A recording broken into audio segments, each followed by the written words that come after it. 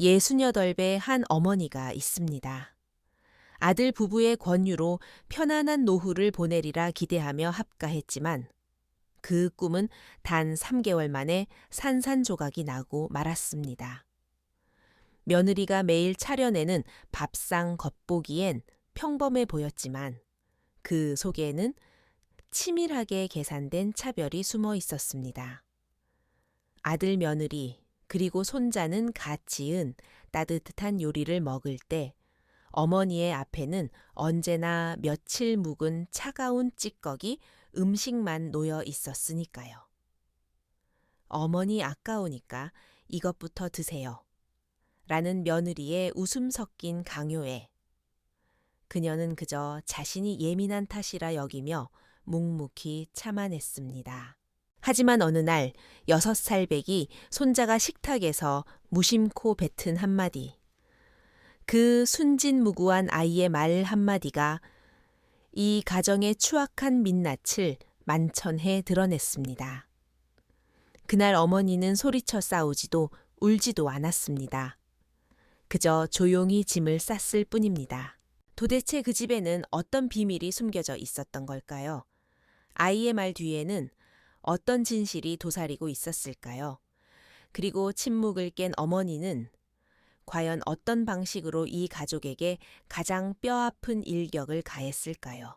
지금부터 한 접시의 식은 반찬이 어떻게 한 가정을 뒤흔드는 지진이 되었는지 저와 함께 그 사례 속으로 들어가 보시죠.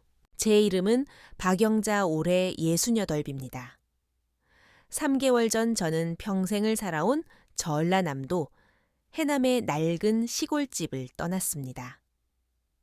집 뒤편으로는 드넓은 논이 펼쳐져 있어 아침 저녁으로 개구리 우는 소리가 들리고 처마 밑에는 제비들이 둥지를 틀곤 했던 곳이지요. 그곳 마루에는 먼저 떠난 남편의 영정 사진이 놓여 있고 마당에는 우리 부부가 함께 심었던 감나무 한 그루가 서 있습니다. 저는 그곳에서 늙어가다 생을 마감할 줄 알았습니다. 하지만 나이가 드니 몸이 예전 같지 않더군요. 작년 겨울 빙판길에 넘어져 무릎을 다친 후로는 지금까지도 통증이 가시질 않습니다. 의사 선생님은 뼈에는 이상이 없지만 인대가 늘어나 회복이 더디니 조심해야 한다고 하셨습니다. 하나뿐인 제 아들 김민석이 저를 보러 내려왔을 때 근심 가득한 얼굴로 말했습니다. 어머니, 혼자 시골에 계시는 거 저희가 너무 불안해요. 서울로 올라오세요. 저랑 지은이가 어머니 모실게요. 그 말을 듣는 순간 가슴 한구석에서 뭉클한 따스함이 번졌습니다. 아, 그래도 아들이 나를 생각하는구나. 아직 나를 챙기는구나. 아들 내외, 그리고 손자와 함께 살며 커가는 손주 재롱을 볼 수 있다는 생각에 저는 덜컥 합가를 승낙했습니다. 저는 3대가 함께하는 행복하고 단란한 노후가 기다리고 있을 줄 알았습니다. 하지만 현실은 그렇게 단순하지 않았습니다. 서울로 이사 온 첫 며칠간은 모든 게 좋았습니다. 며느리 최지은은 생글생글 웃으며 제게 말했죠. 어머니 평생 고생하셨으니 이제 호강하셔야죠. 며느리는 제 방을 말끔히 정리해주고 새 베개와 전기 장판까지 사다 주었습니다. 이웃 사람들도 싹싹하고 살림 잘하는 며느리를 보며 요즘 세상에 저런 효부가 없다며 칭찬이 자자했지요. 저도 그런 줄만 알았습니다. 우리 집 식탁의 묘한 변화가 감지되기 전까지는요. 처음에는 차게 식은 시금치나물 한 접시였습니다. 며느리는 웃으며 말했습니다. 어머니 이거 어제 남은 건데 데워서 드세요. 버리면 아깝잖아요. 저는 별 생각 없이 고개를 끄덕였습니다. 평생을 시골에서 절약하며 살아온 저에게 음식 남기지 않는 건 미덕이었으니까요. 하지만 날이 갈수록 그런 반찬은 점점 늘어났습니다. 딱딱하게 굳은 두부조림 기름이 둥둥 뜬 며칠 된 김치찌개 겉면이 말라버린 달걀말이 같은 것들이 제 앞에 놓이기 시작했습니다. 며느리는 언제나 상냥하지만 묘하게 강압적인 말투로 말했습니다. 어머니, 이 반찬 아직 괜찮아요. 많이 드세요. 제가 속상하지 않게요. 그러면서 제 밥그릇 위에 듬뿍 올려주곤 했지요. 하지만 정작 며느리와 제 아들 민석이 그리고 손자 민준이 앞에는 김이 모락모락 나는 새 음식들이 놓여 있었습니다. 윤기가 흐르는 갈비찜 부드러운 달걀찜 바삭한 치킨. 맛있는 냄새가 진동했습니다. 마음 한구석이 씁쓸했지만 며느리도 살림하느라 힘들 텐데 먹을 수 있는 거면 먹어야지. 까탈 부리지 말자라며 스스로를 타일렀습니다. 그러던 어느 날이었습니다. 저는 며느리가 기르는 반려견 비비를 위해 닭가슴살과 연어를 삶는 모습을 목격했습니다. 어유, 우리 비비는 입맛도 고급이라 닭고기도 퍽퍽하면 안 먹어요. 올리브유를 좀 섞어줘야 한다니까요. 며느리는 혀를 차면서도 정성스럽게 고기를 잘게 찢어 개에게 먹여주고 있었습니다. 저는 부엌 문가에 서서 가스레인지 위 작은 냄비에서 피어오르는 김을 바라보았습니다. 제 밥그릇에 담긴 말라비 틀어져 딱딱해진 잡채와는 너무나 대조적이었습니다.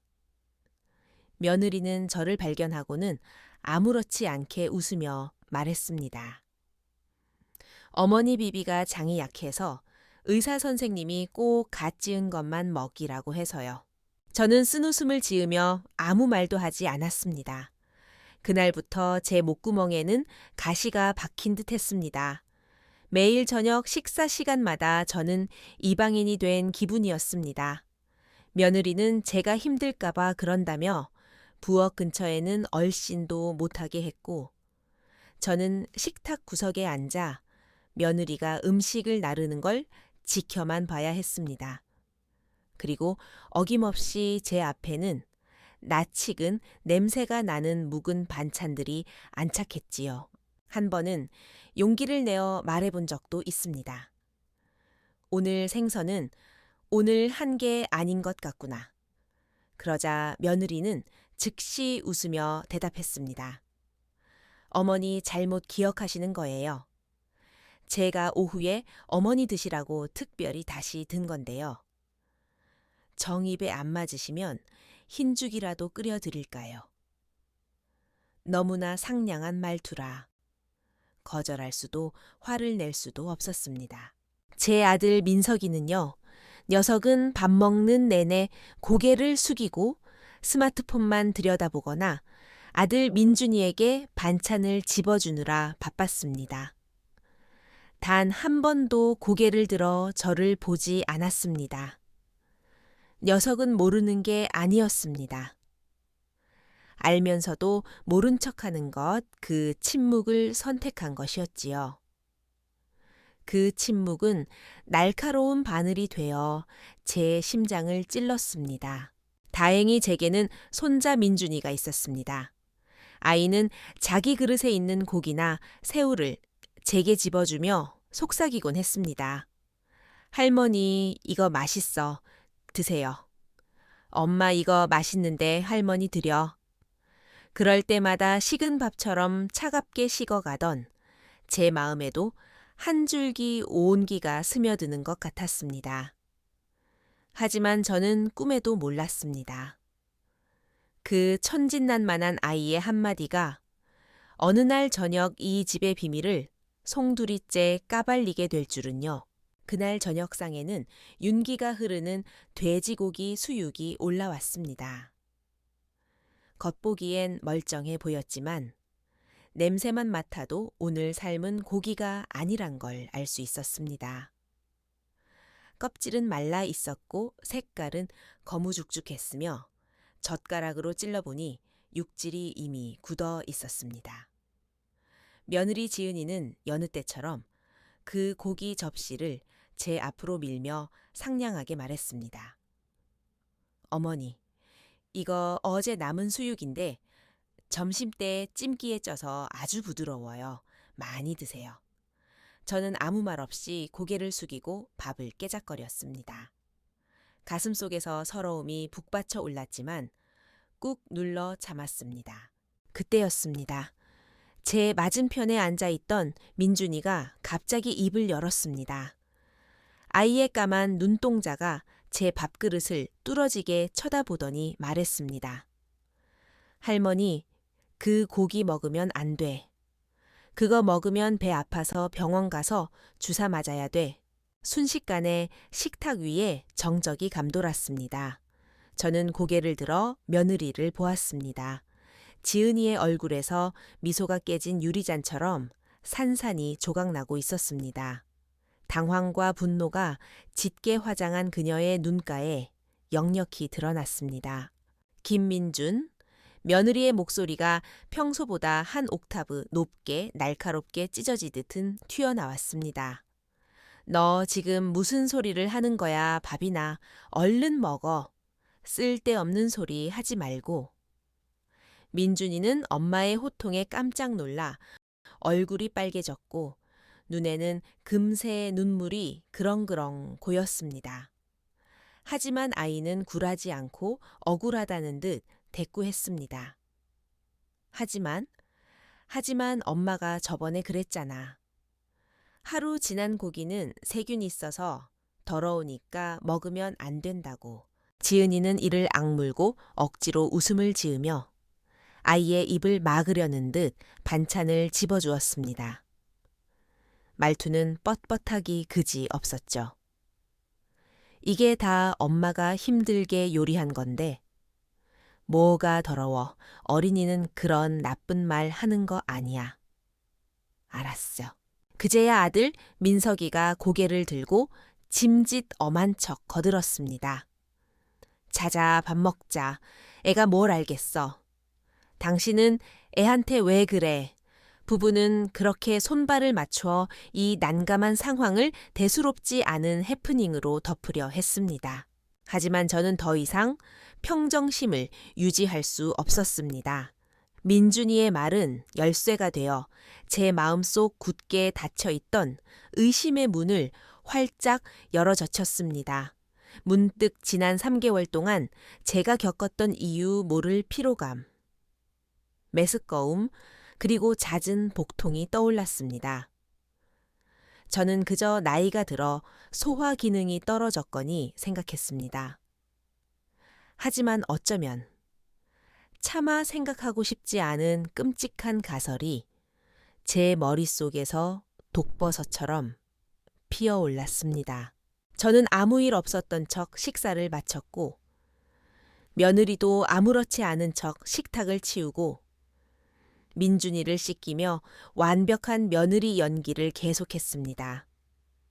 하지만 제 마음은 이미 차가운 얼음장 밑으로 가라앉고 있었습니다. 그날 밤 저는 잠을 이룰 수가 없었습니다.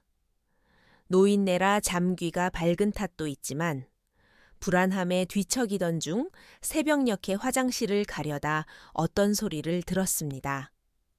며느리의 목소리였습니다. 물을 마시러 부엌으로 가려다 민준이 방 앞에서 걸음을 멈췄습니다.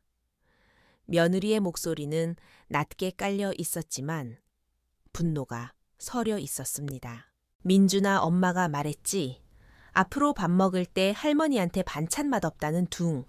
그런 소리 절대 하면 안 된다고. 알았어. 저는 숨을 죽이고 문틈으로 귀를 기울였습니다. 문틈 사이로 희미한 불빛이 새어 나왔습니다. 안에서 민준이의 기죽은 목소리가 들려왔습니다. 하지만 엄마가 예전에는 그랬잖아. 오래된 반찬은 세균 있어서 배 아프다고. 그건 옛날 얘기고 지은이가 말을 끊으며 으름장을 놓았습니다.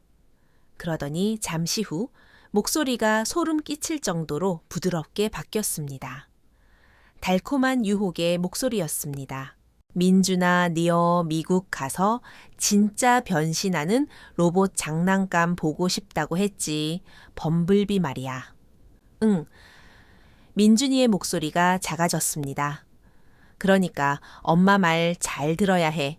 할머니 잘 챙겨드리고 나중에 할머니가 많이 편찮으셔서 시골에 있는 큰 집을 우리한테 주시면 엄마가 그 돈으로 아빠랑 너랑 다 같이 미국 가서 살 거야. 거기 가면 우리가 제일 큰 집도 사고 네가 갖고 싶은 변신 로봇도 다 살 수 있어. 좋지 않아. 근데 민준이가 우물쭈물했습니다. 유치원 선생님이 거짓말하면 나쁜 어린이라고 했는데 지은이는 잠시 뜸을 들이더니 차갑게 말했습니다. 너 디즈니랜드 가기 싫어. 새로운 버즈 라이트이어. 장난감 안 갖고 싶어. 엄마 말만 잘 들으면 다 가질 수 있어. 문 밖에 저는 물컵을 쥐인 손을 부들부들 떨었습니다. 단지 제가 귀찮아서가 아니었습니다. 며느리는 자신의 아이에게 사기를 치는 법을 물질적인 이득을 위해 양심을 파는 법을 심지어 웃으면서 친할머니를 서서히 죽음으로 몰아넣는 법을 가르치고 있었던 겁니다. 그제야 깨달았습니다. 그 식은 반찬들은 절약이 아니었습니다. 제 며느리는 손자를 공범으로 만들어 저를 향한 만성적인 살인을 저지르고 있었습니다. 저는 비틀거리며 입을 틀어 막았습니다. 터져 나오려는 비명을 간신히 삼키며 방으로 도망쳐 차가운 이불 속에 몸을 파묻었습니다.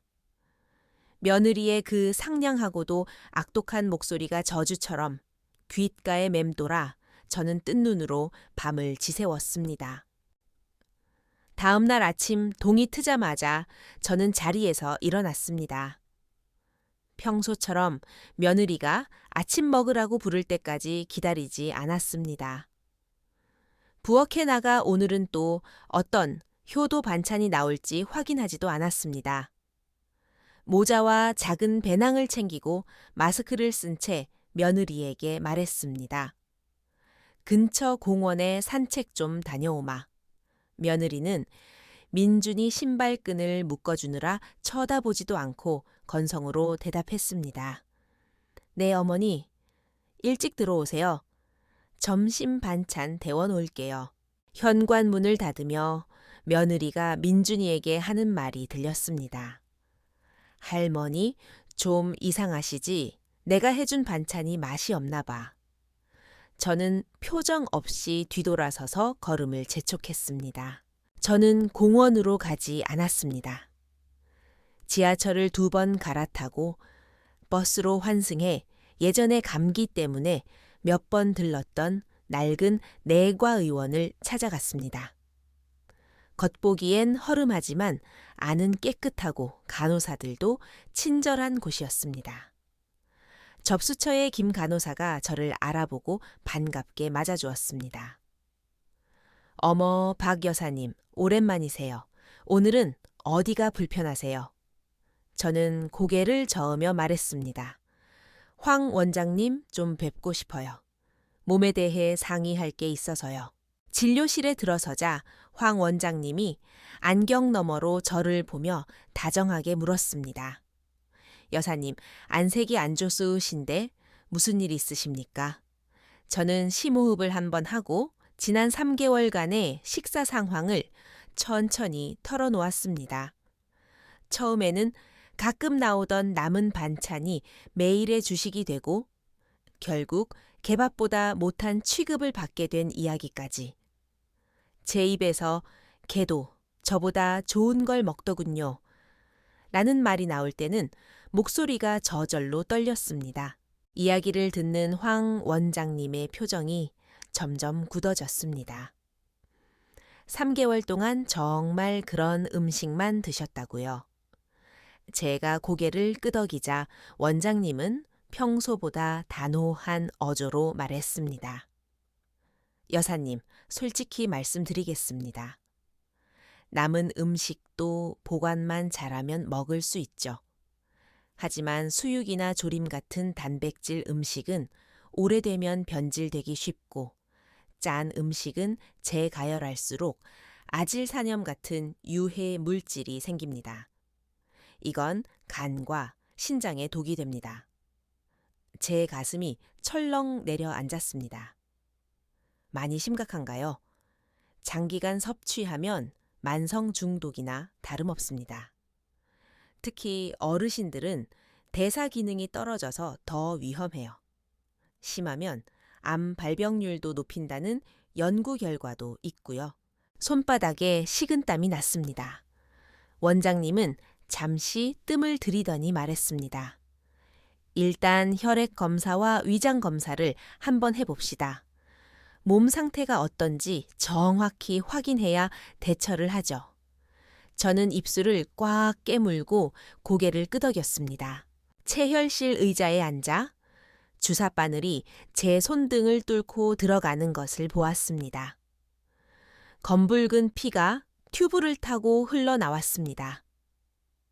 마치 지난 수십 년간 제가 가족에게 쏟았던 신뢰와 희망, 그리고 어리석은 사랑이 빠져나가는 것 같았습니다. 검사 결과를 기다리는 동안 대기실 창밖에 가로수를 멍하니 바라보았습니다. 길 건너편에 엄마와 딸이 손을 잡고 지나가는 모습이 보였습니다. 아이가 제잘 때면 엄마가 웃으며 받아주는 그 평범한 풍경을 보며 저도 예전에 제 아들 민석이와 저렇게 걸었던 기억을 떠올렸습니다. 하지만 그 꼬마는 이제 자라서 늙은 엄마의 아픔을 모른 척하는 어른이 되어버렸습니다. 1시간쯤 지났을까 간호사가 저를 다시 불렀습니다. 결과지를 든 황 원장님의 표정은 심각했습니다. 여사님 간 수치가 정상 범위보다 높고 신장 기능도 약간의 이상 소견이 보입니다. 응급 상황까진 아니지만 3개월 전 기록과 비교하면 확연히 나빠졌어요. 현 기증이 일어 의자 팔걸이를 꽉 잡았습니다. 이건 갑자기 생긴 게 아닙니다. 지난 몇 달간의 식습관이 누적된 결과라고 봐야 합니다. 여사님의 몸이 나쁜 음식들 때문에 서서히 망가지고 있는 겁니다. 저는 씁쓸하게 웃었습니다. 계속 먹었다간 큰일 날 뻔했네요. 원장님은 또박또박 강조했습니다. 가정사정은 제가 알 바 아니지만 이건 아셔야 합니다. 누구도 여사님을 이렇게 대할 권리는 없습니다. 아무리 절약이 중요해도 목숨과 바꿀 순 없죠. 여사님은 어머니지 음식물 쓰레기 처리기가 아니지 않습니까? 눈시울이 뜨거워졌습니다. 병원을 나설 때 제 손에는 검사 결과지가 들려 있었습니다. 가을바람이 옷깃을 파고들었지만 머릿속은 그 어느 때보다 맑았습니다. 더 이상 모른 척할 수 없었습니다. 그들은 단순히 저를 소홀히 대하는 게 아니었습니다. 그들은 저를 서서히 죽음으로 밀어넣고 있었습니다. 집으로 돌아오니 집안은 쥐 죽은 듯 조용했습니다. 점심시간은 이미 지났고 거실에는 며느리가 식탁을 닦고 있었습니다. 개 비비가 기지개를 켜고 있었죠. 며느리는 저를 보자마자 상냥한 가면을 썼습니다. 어머니 왜 이렇게 늦으셨어요? 점심 챙겨놨는데. 데워드릴까요? 저는 고개를 저으며 담담하게 말했습니다. 됐다. 밖에서 먹고 왔다. 의사가 위장이 안 좋다고 당분간은 죽이나 먹으라더구나. 흰죽에 장아찌만 있으면 된다. 며느리의 눈에 찰나의 이체가 스치더니 이내 놀란 척 연기했습니다. 어머, 그러세요. 건강 챙기셔야죠. 알겠어요. 죽 끓여 드릴게요. 그날부터 저는 매일 제가 직접 흰죽을 끓여 먹었습니다. 흰죽에 장아찌 몇 쪽 아니면 소금 간을 한 달걀 반 개. 가끔은 몰래 사온 고구마를 밥솥 밑에 쪄서 먹었지요. 며느리는 더 이상 제게 무언가를 권하지 않았습니다. 그저 멀리서 저를 힐끗 보고는 자기 할 일을 했습니다. 마치 거실에 놓인 쓸모없는 낡은 가구를 대하듯 말이죠. 아들 민석이도 여전히 말이 없었습니다. 집안 공기는 점점 차가워져 사랑이라곤 찾아볼 수 없는 회사의 사무실처럼 변해갔습니다. 각자 의무만 수행할 뿐 마음은 닫혀있는 공간. 저도 더 이상 말을 섞지 않았습니다. 저는 조용히 제 물건들을 정리하기 시작했습니다. 가장 편한 낡은 잠옷 굽 낮은 구두 소미불 같은 것들을 차곡차곡 깨어 여행 가방 깊숙이 넣었습니다. 아무도 제가 뭘 하는지 관심 갖지 않았습니다. 그들은 저의 존재감 없는 침묵에 너무 익숙해져 있었으니까요. 그러던 어느 날 밤이었습니다. 민준이가 제 방문을 두드린 건 저는 침대맡에 앉아 떨어진 단추를 달고 있었습니다. 아이가 살금살금 들어오더니 주머니에서 무언가를 꺼내 제 앞으로 내밀었습니다. 휴지 뭉치였습니다. 할머니 이거 줄게. 제가 받아보니 휴지 안에는 아직 온기가 남아있는 닭다리 하나가 들어 있었습니다. 고소한 냄새가 코끝을 스쳤습니다. 이거 오늘 저녁 반찬이야. 민준이가 작은 목소리로 속삭였습니다. 내가 한 입만 먹고 숨겨왔어. 할머니 그릇엔 이거 없었잖아. 이건 따뜻해서 먹어도 돼. 제 손이 멈춰갔습니다. 닭다리를 쥔 손에 힘이 풀려 하마터면 놓칠 뻔했습니다. 눈물이 뚝 터지듯 쏟아졌습니다. 저는 아이를 와락 끌어안았습니다. 이 작은 아이를 제 가슴속에라도 숨기고 싶은 심정이었습니다. 민준이는 고사리 같은 손으로 제 목을 감싸 안았습니다. 할머니, 왜 울어? 저는 목이 메어 말도 제대로 나오지 않았지만 억지로 웃으며 말했습니다. 아니야, 할머니가 너무 기뻐서 그래. 우리 민준이 마음이 너무 예뻐서. 민준아, 이것만은 꼭 기억하렴. 저는 아이의 머리를 쓰다듬으며 떨리지만 단호한 목소리로 말했습니다. 사람은 정직해야 해. 착하게 살아야 하고. 갖고 싶은 장난감 때문에 거짓말하거나 남을 아프게 하면 안 돼. 특히 너를 진짜 사랑하는 사람한테는 더더욱. 알았지. 할머니랑 약속해. 민준이는 알듯 말듯 한 표정으로 고개를 끄덕이더니 갑자기 어른스러운 말투로 말했습니다. 할머니 알았어. 앞으로 엄마가 할머니한테 남은 반찬 주면 내가 몰래 다 버려줄게. 저는 잠시 멍하니 있다가 다시 눈시울이 붉어졌습니다. 이 어린 것은 알고 있었던 겁니다. 모든 걸 다 알고 있었지만 너무 어려서 저를 지켜줄 힘이 없었던 것뿐입니다. 저는 아이의 이마에 입을 맞추고 한참을 안고 있었습니다. 그날 밤 저는 깊은 잠을 잤습니다. 마침내 결심이 섰기 때문입니다.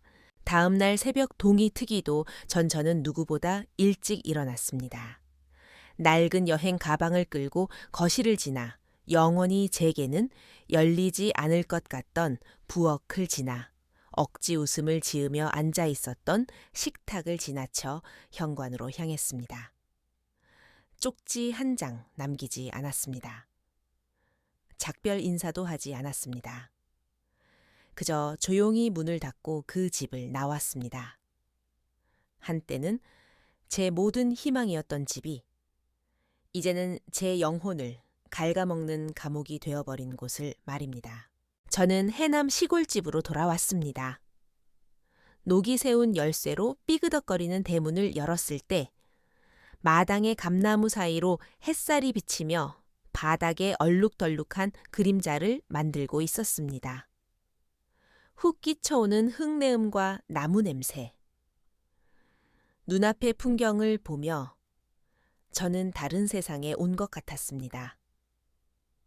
고작 3개월 떠나 있었는데 마치 지옥을 다녀온 기분이었습니다. 도착한 전날 저는 아무것도 하지 않고 잠만 잤습니다. 꼬박 하루하고도 반나절을 잤습니다. 지난 3개월 동안 공포와 불안에 도둑맞았던 잠을 보상받기라도 하듯이요. 둘째 날 잠에서 깬 저는 다시 태어난 기분이었습니다. 마당을 정리하거나 이웃에게 인사하러 가는 대신 저는 아들이 몇 년 전 쓰다 버리고 간 구형 컴퓨터를 켰습니다. 스마트폰도 서툰 늙은이가 돋보기를 쓰고 독수리 타법으로 검색창에 한 글자 떨리는 손으로 입력했습니다. 아들 며느리가 유산 때문에 엄마를 굶기는 경우 대처법, 노인 학대 재산 처분, 검색 버튼을 누르는 순간 심장이 쿵쿵 뛰었습니다. 아무것도 안 나오면 어쩌나 싶었는데 화면 가득 수많은 기사와 글들이 쏟아져 나왔습니다. 자식에게 재산 미리 주면 안 되는 이유, 효도 계약서의 필요성, 현대판 고려장, 정서적 학대, 노인들을 위한 법률 상담 센터, 하나하나 클릭해서 읽어보았습니다. 실버 권익 지킴이라는 온라인 커뮤니티에는 저와 비슷한 처지의 노인들이 올린 사연이 가득했습니다. 자식에게 전 재산을 증여하고 찬밥 신세가 된 이야기, 방에 갇혀 지내는 이야기, 심지어 부모를 요양병원에 버리듯 맡기고 연락을 끊은 이야기들. 누군가 쓴 댓글이 가슴을 쳤습니다. 우리가 늙은 게 죄가 아니라 그들 눈에 우리가 돈 나오는 자판기 혹은 짐짝으로 보이기 때문입니다. 가장 무서운 건 낯선 사람이 아니라 나를 지켜줄 거라고 믿었던 가족입니다. 저는 울면서 그 글들을 읽었습니다. 그건 남의 이야기가 아니라 바로 제 이야기였습니다. 어느 은퇴한 교장 선생님의 글이 눈에 들어왔습니다. 저는 자식과 연을 끊고 미리 유언장과 신탁을 정리한 뒤 실버타운에 들어왔습니다. 내 돈을 내가 쥐고 있어야 대접받습니다. 그들이 원하는 걸 끝까지 주지 않는 게 최고의 복수이자 안전장치입니다. 그 글을 읽는 순간 머릿속이 맑아지는 느낌이었습니다. 저도 준비를 해야 했습니다. 더 이상 도망만 다닐 수도 흰죽만 먹으며 남은 생을 보낼 수도 없었습니다. 제 명의로 된 이 집이 남아있는 한 그들은 포기하지 않을 겁니다. 그 웃는 얼굴에 가면을 쓴 며느리와 침묵하는 아들은 언젠가 다시 저를 찾아올 테니까요. 저는 벽에 걸린 남편의 사진을 보며 나직이 말했습니다. 영감나 이제 뭔가 해야겠어. 수첩을 꺼내 꼼꼼히 적어 내려갔습니다. 예전에 마을 이장님이 법률구조공단이나 무료 법률 상담 같은 게 있다고 했던 말이 떠올랐습니다. 그때는 흘려들었는데 이제는 그게 생명줄이었습니다. 저는 펜을 꾹 눌러 썼습니다. 재산 처분 및 유언장 작성을 도와줄 유능한 변호사 찾기. 이건 복수가 아니었습니다. 저 자신을 위한 안전한 노후를 위한 방어였습니다. 다음 날부터 저는 바쁘게 움직였습니다. 읍내에 나가 법무사 사무실을 기웃거리고 군청에 가서 무료 법률 상담도 받았습니다. 그러던 중 시내에 노인 재산 관리와 신탁을 전문으로 하는 법무법인이 있다는 정보를 얻었습니다. 자료를 정리하고 있는데 휴대폰이 울렸습니다. 아들 민석이었습니다. 화면에 뜬 아들이라는 두 글자를 보며 저는 잠시 숨을 골랐습니다. 그리고 통화 버튼을 눌렀습니다. 여보세요? 최대한 평온한 목소리를 냈습니다. 어머니, 민석이의 목소리에는 당황스러움과 가식적인 걱정이 섞여 있었습니다. 아니, 갑자기 말도 없이 가시면 어떡해요? 아침에 일어나 보니 안 계셔서 얼마나 놀랐는데요. 민준이도 울고불고 난리예요. 저는 시치미를 뚝 떼고 말했습니다. 그냥 고향집이 보고 싶어서 내려왔다. 별일 아니다. 늙으면 가끔 혼자 있고 싶을 때가 있잖니. 아들은 잠시 머뭇거리더니 목소리를 부드럽게 깔았습니다. 혹시 지은이가 뭐 실수한 거라도 있어요. 말씀하시면 저희가 고칠게요. 이렇게 가시면 민준이가 할머니 보고 싶어서 어떡해요. 또 민준이를 앞세우는군요. 저는 코웃음을 쳤습니다. 걱정 마라. 나 어디 안 가고 집에만 있을 거다. 몸이 좀 안 좋아서 의사가 요양 좀 하라고 하더구나. 당분간은 조용히 쉬고 싶다. 아들은 잠시 침묵하더니 드디어 본색을 드러냈습니다. 어머니, 저번에 말씀드린 거 써 있잖아요. 저희가 모시는 대신 시골집 명에 저한테 넘겨주신다는 거요. 기억하시죠? 저는 차갑게 웃으며 대답했습니다. 그래, 얘기했었지. 근데 급할 거 없지 않냐? 내 몸 좀 추스르고 나중에 법무사 사무실 가보마. 어머니, 이왕 하실 거 빨리 처리하고 편하게 계시는 게 낫죠. 저랑 지은이도 그래야 마음 놓고 어머니 모시죠.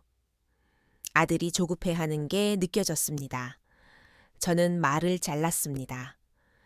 민서가 지금은 그냥 좀 쉬고 싶다. 정말 나를 위한다면 당분간은 집 얘기 꺼내지 말고 나를 좀 내버려 다오. 아들은 한참을 침묵하다가 마지못해 대답했습니다. 네, 알겠어요. 그럼 몸조리 잘하세요. 전화를 끊자마자 저는 길게 한숨을 내쉬었습니다.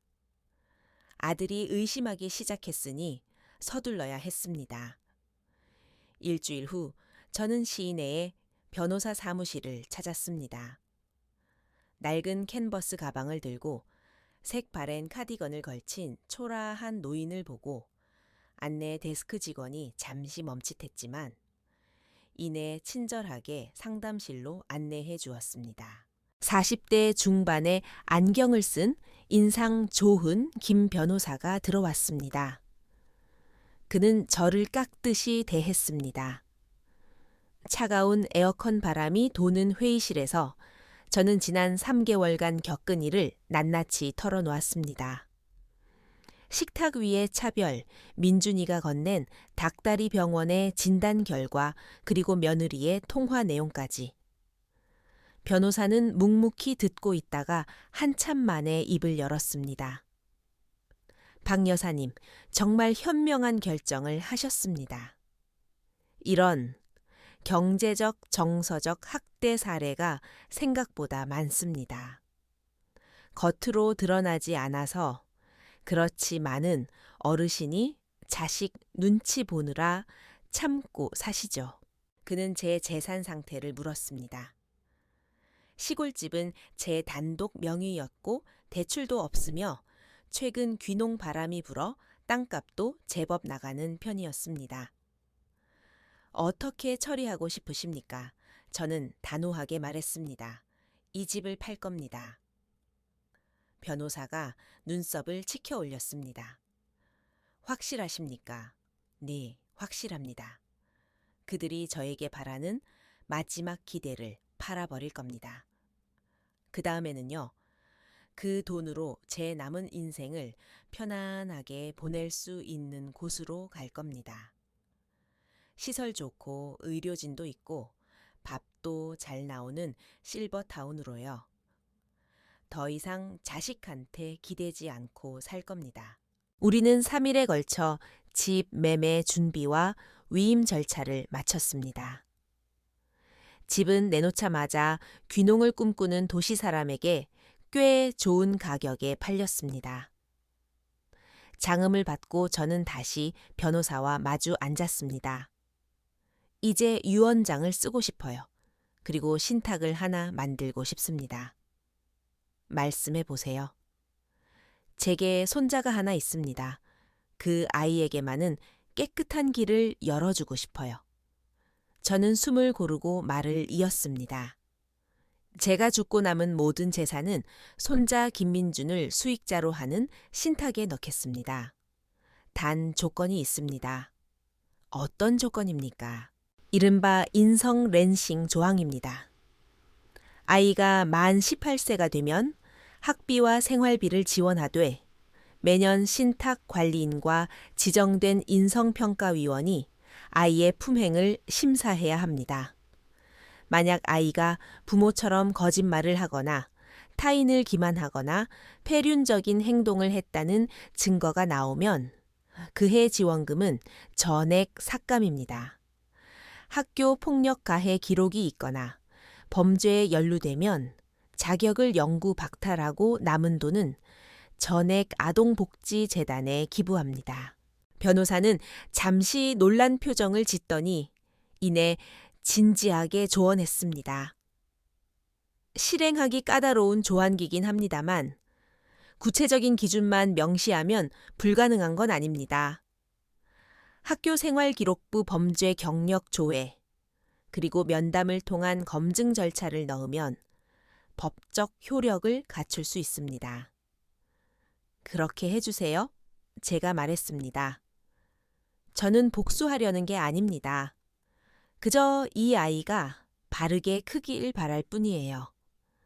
이건 제가 세상에 남기는 마지막 숙제입니다. 변호사는 고개를 끄덕이며 서류를 챙겼습니다. 제가 직접 이 신탁의 집행을 감독하겠습니다.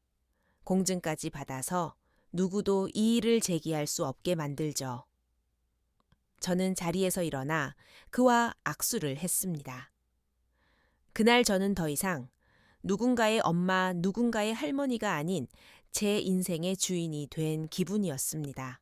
제가 집을 팔고 사라진 지 한 달 만에 아들 내외가 제가 머무는 실버타운으로 들이닥쳤습니다. 그들은 제 소식을 듣고 미친 듯이 수소문해 찾아온 것이었죠. 저는 휴게실에서 새로 사귄 친구들과 바둑을 두고 있었습니다. 어머니, 민석이의 목소리가 로비를 울렸습니다. 분노와 당혹감이 뒤섞인 얼굴이었습니다. 이게 도대체 무슨 일이에요? 집을 팔다니요. 그리고 왜 이런 요양원에 계세요? 저는 바둑판 위에 검은 돌을 탁 하고 내려놓으며 천천히 고개를 들었습니다. 그래, 팔았다. 이제 여기가 내 집이다. 옆에 있던 며느리 지은이가 더 다급하게 물었습니다. 그럼 그 돈은요? 집 판 돈은 다 어디 있어요? 돈 걱정 마라. 내가 아주 공평하게 처리했으니까. 저는 김 변호사에게 미리 받아둔 유언장 공증 사본을 그들에게 건넸습니다. 그들이 서류를 읽어 내려가다 인성평가 조건부 상속 조항을 발견했을 때 두 사람의 표정은 그야말로 가관이었습니다. 어머니, 이게 무슨 말도 안 되는 소리예요. 며느리가 비명을 질렀습니다. 우리를 뭘로 보고 이러세요. 자기 친손자를 못 믿어서 이런 조건을 걸어요. 노망나셨어요. 아들 민석이도 덩달아 소리쳤습니다. 어머니 정말 너무하시네. 저희가 남입니까? 어떻게 이런 모욕적인 유언장을 쓰세요?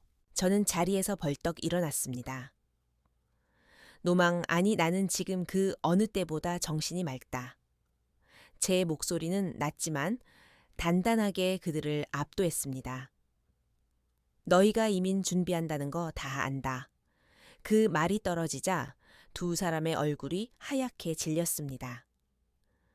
찬물을 끼얹은 듯 정적이 흘렀습니다. 미국을 가든 달나라를 가든 나는 상관 안 한다.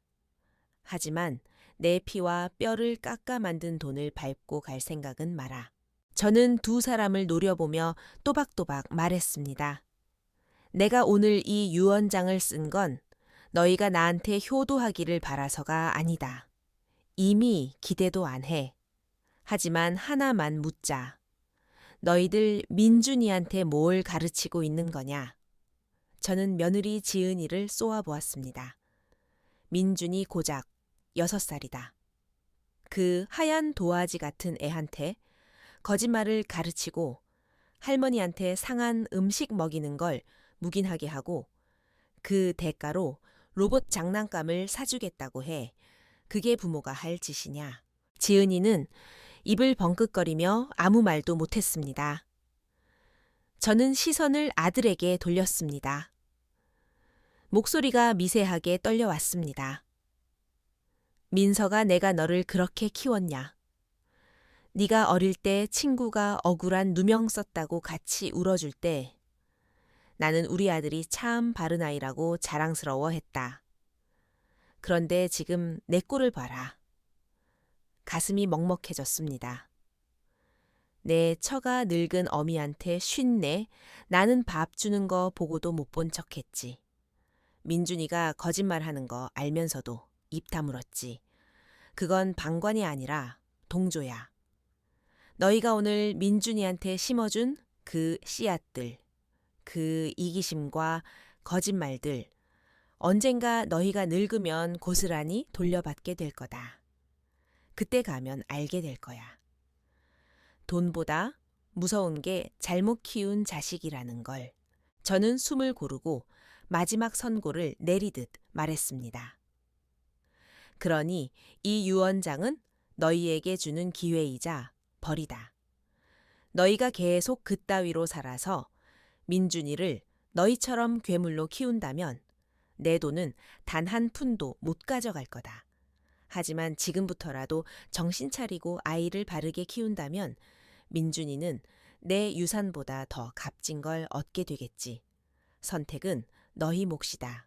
아들 민석이가 고개를 푹 숙였습니다.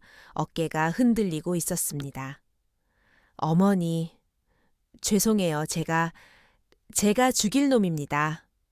저는 고개를 저었습니다. 사과는 필요 없다. 말로 하는 사과 말고 행동으로 보여라. 이제 가라. 나는 밥 먹어야겠다. 저는 뒤도 돌아보지 않고 식당으로 향했습니다. 등 뒤에서 두 사람이 망부석처럼 서 있는 게 느껴졌지만 저는 걸음을 멈추지 않았습니다. 유리창 너머로 따스한 햇살이 비쳐 제 손등의 주름을 비췄습니다. 비로소 제 인생의 오후가 평온해지는 느낌이었습니다. 이곳 실버타운의 삶은 평화롭습니다.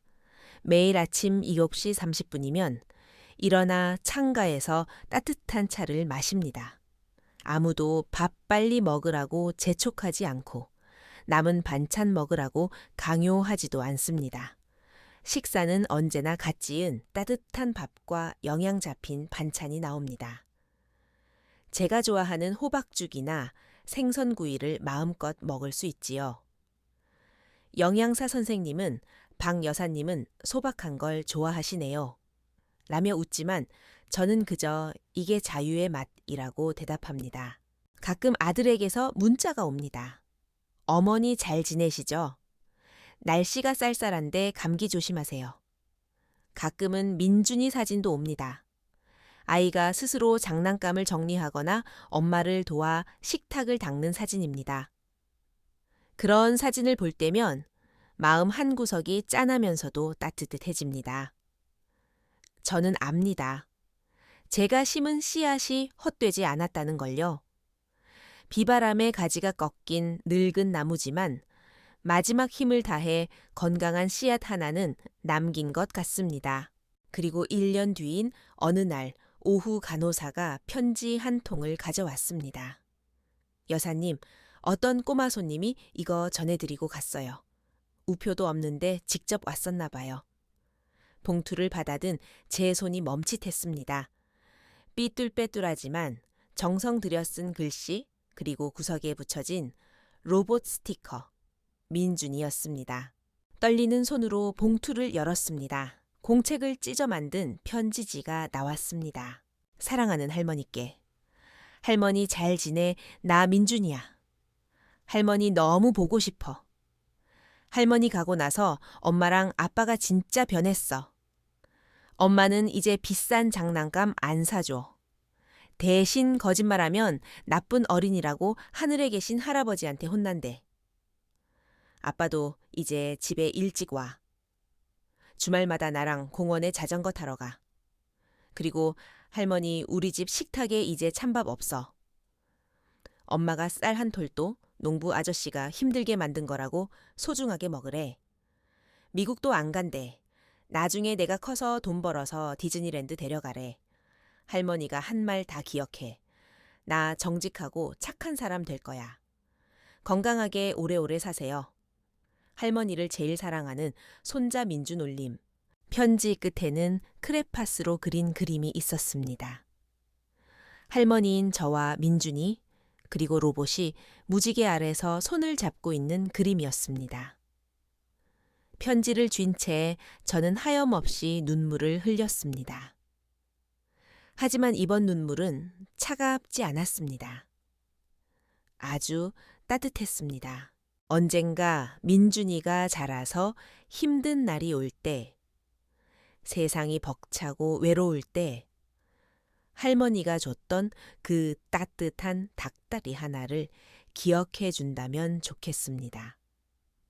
진심은 통하고 선의는 결코 헛되이 사라지지 않는다는 것을요. 청취자 여러분, 오늘의 이야기 어떠셨나요? 의도적으로 차려진 차가운 밥상에서 시작해 마지막에는 인성유언장이라는 지혜로운 방역으로 끝맺은 이 어머니의 사연. 가슴 아프면서도 한편으로는 통쾌한 울림을 줍니다. 특히 오늘 아이에게 심어준 씨앗이 훗날 부모에게 그대로 돌아온다는 할머니의 일갈은 우리 모두가 깊이 새겨야 할 교훈이 아닐까 싶습니다.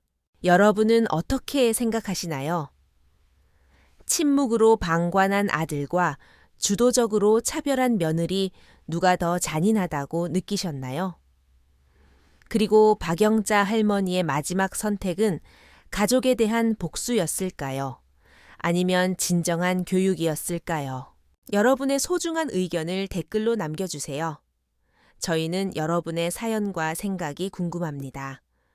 오늘 이야기가 마음에 드셨다면 구독과 좋아요, 알림 설정 부탁드립니다. 여러분의 작은 관심이 누군가에게는 큰 위로가 됩니다.